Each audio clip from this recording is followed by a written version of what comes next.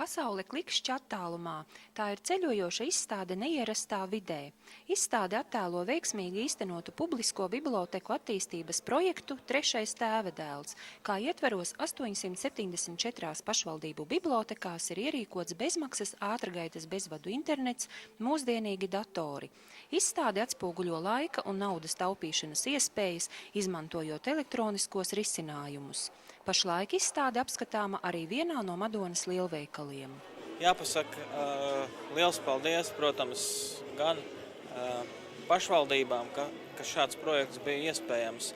Un ļoti svarīgi, protams, ir paša bibliotekāru vēlme kaut ko darīt. Šobrīd gan projekts ir izdevies, un ka bibliotekas šobrīd Latvijā noteikti ir labāks nekā vidēji Eiropā. Šobrīd Latvijas bibliotekas ir ļoti labā gan tehniskā, gan visādā citādā stāvoklī. Izstādes atklāšanas pasākumus vada Trešā tēva dēla sūtņi, uzsverot tās priekšrocības, ko sniedz interneta pieejas pakalpojumi pašvaldību bibliotekās, kurās vērojams arvien lielāks apmeklētāju pieplūdums. Pats galvenais mērķis, acīm redzot, ir pateikt to, ka bibliotekas ir mainījušās, un tas jau redzams pēc pašas izstādes novietojuma, kur biblioteka nāk uz lielveikaliem, biblioteka nāk uz ledus-hallēm, bibliotekas nāk uz autoostām. Bibliotekai netipiskajās vietās mēs gribam aicināt nākt uz biblioteku tos cilvēkus, kas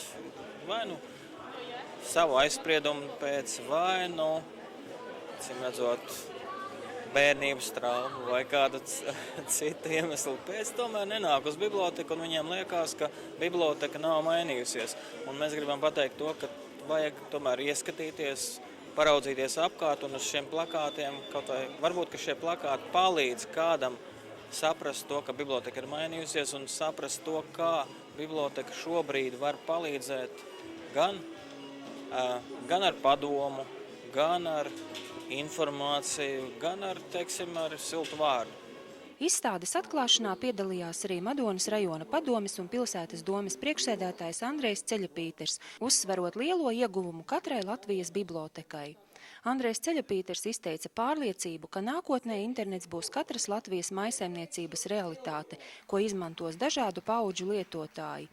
Arī bibliotekāri ir gandarīti par jaunajiem pakalpojumiem, ko nu var piedāvāt lasītājiem. Dzīve patiešām apmeklētājiem bibliotekā ir krasi mainījusies. Protams, mēs arī agrāk piedāvājām internetu, taču šis ir ātrāks internets, 10 megabits sekundē, tas ir ļoti pieklājīgs interneta ātrums.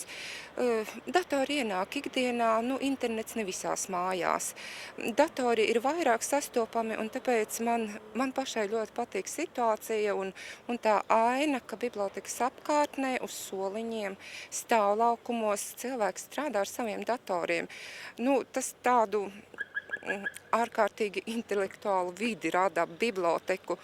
Viss Madonas rajons ir izvēlējies ceļu strādāt ar informācijas sistēmu Alise. Tas ir vienots kopkatalogs, un tas arī nozīmē to, ka arī sēžot soliņu pie bibliotekas var rakāties elektroniskajā katalogā, meklēt interesējošo, pilnīgi jebko.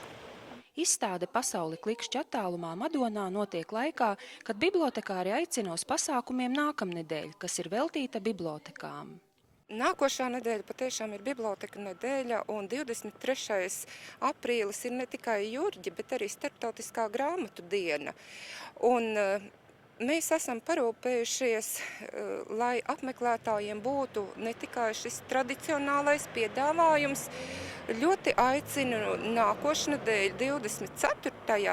uz tikšanos ar Visvaldu Lāci, viņa jaunās, klausīties viņa jauno lugu par leģionāriem.